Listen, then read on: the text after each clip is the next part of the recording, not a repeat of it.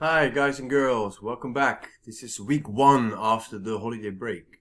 2 things, what do you have to do and how to work on your tasks. Well, we work in the same conditions that we used to work. You work with your notebook or you use the worksheets to fill them in and take pictures of those. Take pictures and upload them in Magister. What do you have to do? Well, I'll show you right here. I say, let's go, let's do it. Well, some of you already did it, but you have to actually make an introduction page of Unit 3. Word cloud, 20 words, explain the title, a picture or drawing, and 5 facts about the weather. It doesn't get easier than that. After we've done that, you can move on. Some of you have already finished that before the holiday break. Question and keywords. Read the text first and do the keywords of page 16, 17 and 18. But you should really read the text first. It helps so much. Here are the questions, 3 questions. Here are the keywords again for lesson 3 and the questions again for lesson 3. So lesson 2 and 3, keywords and questions. After that, you can start with the gap fill exercise. It's Unit 3, Lesson 2, and you can fill in all the gaps because it's literally text from the textbook. So you can try to fill it out. However, on this part right here, on the right, you see high and low, which means low landscape and high mountain range. What do you find there? Where do you find the hilltops, the meadows, the upper slopes, the valley bottom forest, village and peaks? Use your textbook picture to fill it in, or use the instruction that follows to fill it in. And after task A, there's 2 more tasks. It's task B and C.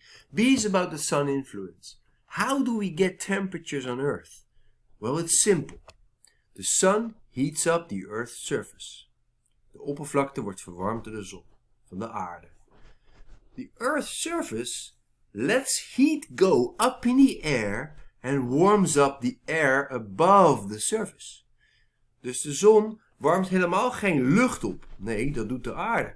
De warmte die de aarde verlaat, die verwarmt de lucht. So the air is warmed up by the Earth's surface.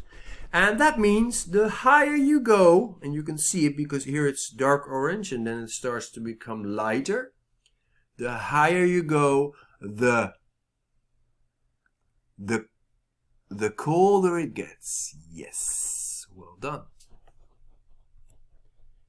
Here it says it again. It's written again. How altitude affects temperature. The higher it gets, the colder. Why is it? Because the air is thinner, and because of the air being thinner, there is less oxygen. And this means there are less particles in the air to soak up the sun's energy, and that means it gets colder. So the higher we go up a mountain, the less oxygen, the less temperature, the less warm it gets. That explains the snow on the mountain tops, of course. And then you can continue, because then you see the general rule. Every 1,000 meters, temperature drops by 6 degrees. 6 degrees, and you have to remember that. I'll show you again. Every 6 degrees, temperature fall when you go up for 1,000 meters. 1,000 meters, 6 degrees temperature drop. Alright? So then you can do the true and false exercises. The higher you go, the colder it gets. Is it true or false? You can answer these by downloading the worksheet from Magister Opdrachten. 7 true or false sentences. See if you can fix that. We move on because then there is a part about the different types of vegetation. And with vegetations, in Dutch it means plantengroei. Bedoelen ze plantengroei mee, vegetation. We have different kinds of vegetation.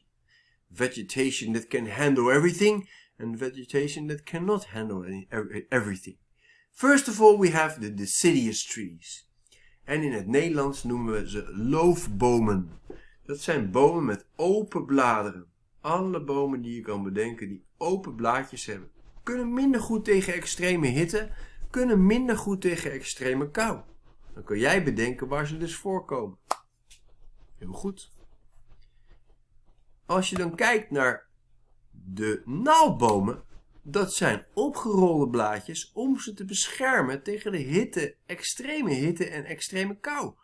Dus naaldbomen, de coniferous trees, they can stand the heat, they can stand the extreme cold. Wat hebben ze met elkaar te maken? Plantengroei en hoogte. Kan je nu zelf bedenken. Hoe hoger, hoe kouder. Dus wat voor soort bomen kom je waar tegen? Nou, plaatje. First of all, you have the deciduous trees, forests. They can handle nice warmth or nice cold, but the real cold and the real warmth is by the needle tree forest. So that's the pine trees and the forest with the rolled up leaves. And then you have the alm meadows and the dwarf bushes, and then all of a sudden we have no more trees. We have an open grass and cushion plants, mosses and lichens, and then barren rocks. So the higher, the colder. You can see the higher, the less vegetation there is. The lower, the more vegetation. Because of the acceptable temperatures. Got it? Good. Now look them up. Look up what a leaf of a deciduous tree looks like and draw it here. And look up a pine tree. So we mean the coniferous trees. And you can put the picture right over there. Task. That's part A of task C. Part B is that you have to split up all elements that belong to deciduous or pine trees. Well, let's do one. Which one can grow in extreme conditions? You know now, because it's the one with the rolled up leaves, the pine tree. Leaves are rolled up for protection, the pine tree. Need I say more? Thank you, Mr. Ouwerkerk. You're welcome. Just gave you an answer. And then the last part of task C is that you have to put them in the right spots. Where do you put number 4? Below on low land. Where do you put number 1? What do you put there? High up in the mountains? The barren rocks or the pine tree forest? Look in your textbook, look at the picture, look at this picture and think. The higher you get, the colder it gets. Alright? Well, this was it. Good luck on your tasks, and we will have a session, a question and answering session once a week on the Thursday, I think. So you can finish your task before the week ends. Good luck, all of you. Class B2A, B and C, and speak to you soon.